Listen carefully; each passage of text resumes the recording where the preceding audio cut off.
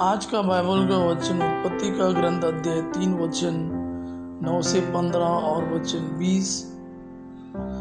सन पौलुस का एफिसियों के नाम पत्र अध्याय 1 वचन 3 से 6 और वचन 11-12। और आज का सुसमाचार सन लूकास के अनुसार अध्याय 1 वचन 26 से 38। उत्पत्ति का ग्रंथ अध्याय 3 वचन 9 से 15 और वचन 20। जब आदम ने वृक्ष का फल खाया था तो प्रभु ने उससे पुकार कर कहा, तुम कहाँ हो? उसने उत्तर दिया, मैं बगीचे में तेरी आवाज़ सुनकर डर गया, क्योंकि मैं नंगा हूँ और मैं छिप गया। प्रभु ने कहा, किसने तुम्हें बताया कि तुम नंगे हो? क्या तुमने उस वृक्ष का फल खाया जिसे खाने मैंने तुम्हें मना किया था?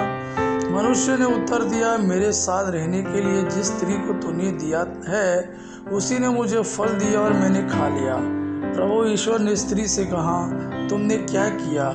और उसने उत्तर दिया, सांप ने मुझे बहका दिया और मैंने खा लिया।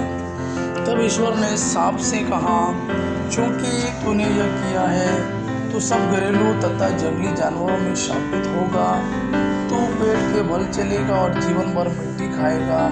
मैं तेरे और स्त्री के बीच तेरे वंश और उसके वंश में शत्रुता उत्पन्न करूंगा। वो तेरा सिर कुचल देगा और तू उसकी एड़ी काटेगा।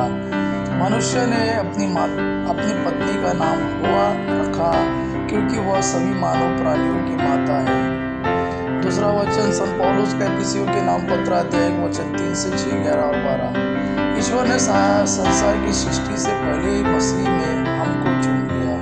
धन्य है हमारे प्रभु यीशु मसीह का ईश्वर और पिता। उसने मसीह द्वारा हम लोगों को स्वर्ग के हर प्रकार के आध्यात्मिक वरदान प्रदान किए हैं। उसने संसार की सृष्टि से पहले मसीह में हमको चुन लिया, जिससे हम मसीह से संयुक्त होकर उसकी दृष्टि में पवित्र तथा निष्कलंक बन जाए। उसने प्रेम से प्रेरित होकर पहले से निर्धारित किया कि हम यीशु मसीह द्वारा उसके दत्तक पुत्र बन जाएंगे। इस प्रकार उसने अपने मंगलमय इच्छा के अनुसार अपने अनुग्रह की महिमा प्रकट की है।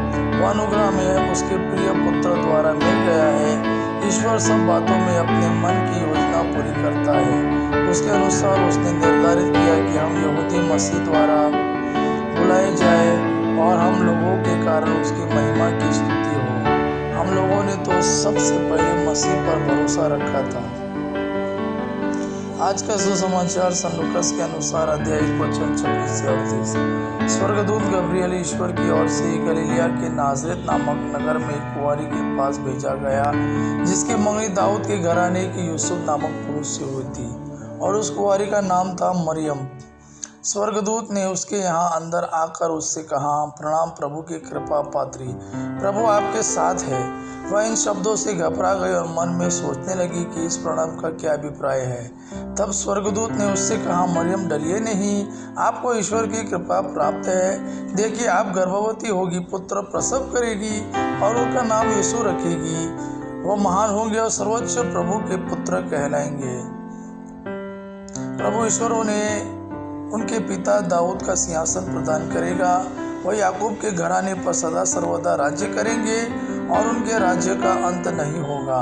पर मरियम ने स्वर्गदूत से कहा, यह कैसे हो सकता है? मेरा तो पुरुष से संसर्ग नहीं है। स्वर्गदूत ने उत्तर दिया, पवित्र आत्मा आप पर उतरेगा और सर्वोच्च प्रभु की शक्ति की छाया आप पर पड़ेगी। इसलिए जो आपसे उत्पन्न होंगे वह पवित्र होंगे और ईश्वर के पुत्र कहलाएंगे।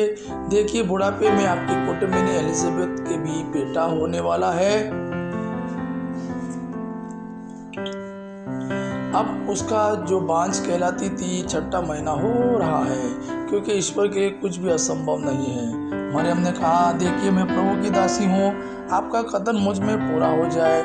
और स्वर्गदूत उसके पास से चला गया। यह प्रभु का वाणी है। प्रभु को धन्यवाद। आपा पिता की महिमा और पुत्र यीशु का प्रेम आप पर सदा सर्वदा बना रहे। आमीन।